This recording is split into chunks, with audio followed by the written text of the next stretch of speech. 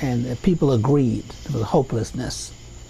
But in their faces, in their countenance, more in terms of their work and what they did, stood tall. And that's the thing that gave people hope that things could change, because they never gave up. What strategy did you use then to persuade Dr. King and the crew to come on over and get involved in Selma? Okay. Selma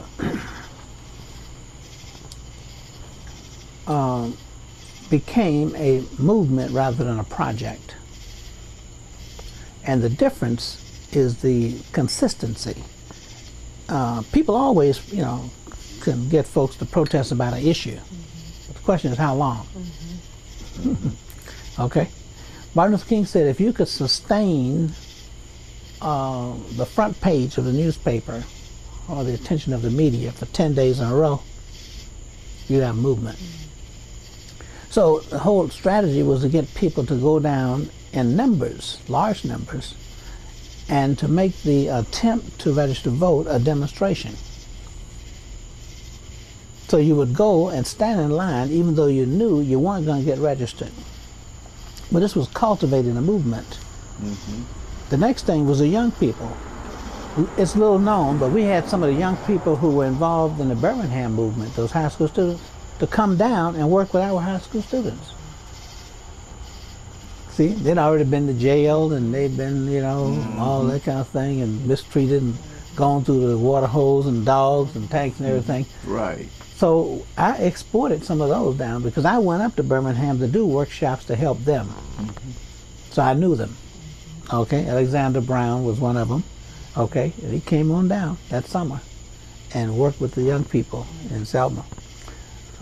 So even though the young people couldn't vote, they went out and passed out leaflets, and there were things that they could do. And some of them went down on their own and had a sit-in. Okay, they actually,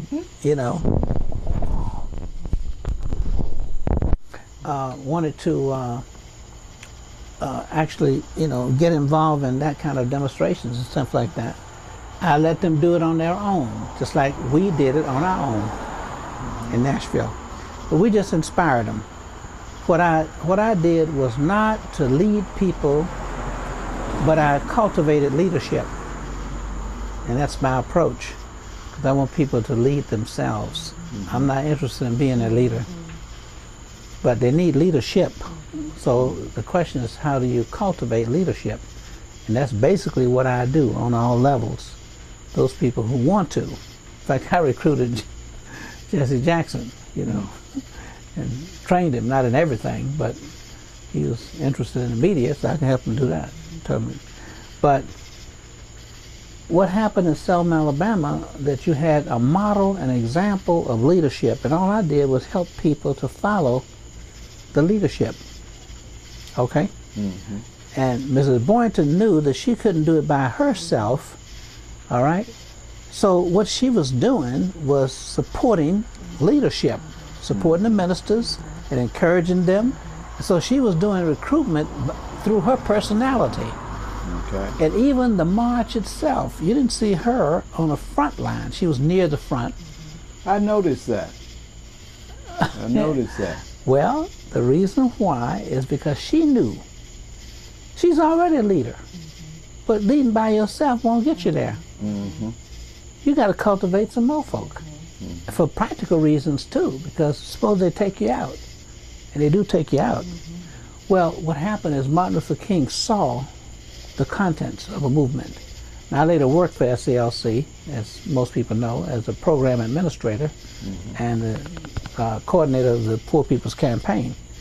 And Martin Luther King appointed me, and I was only a few years ago that I finally realized why he did it.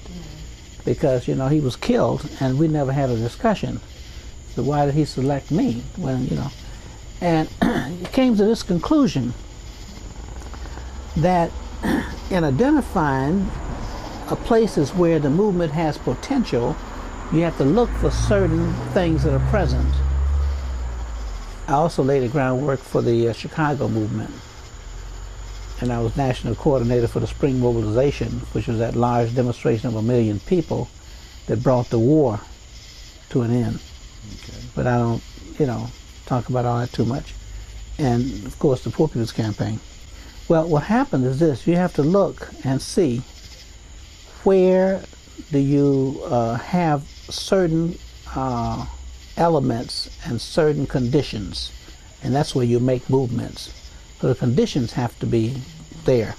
Like in Selma, you had the Dallas County Voters League. Wasn't 30 people, but at least they, had an organization. Mm-hmm. Okay. You had a ministers association. Unfortunately, they were not very progressive, but you had an organization. So the question is, how do you get them to do that? And don't have time, but I can tell you some of the ways we got the ministers to, open up their churches. But you need to have a critical group of leaders working together. That's one of the things that can make a movement. Okay?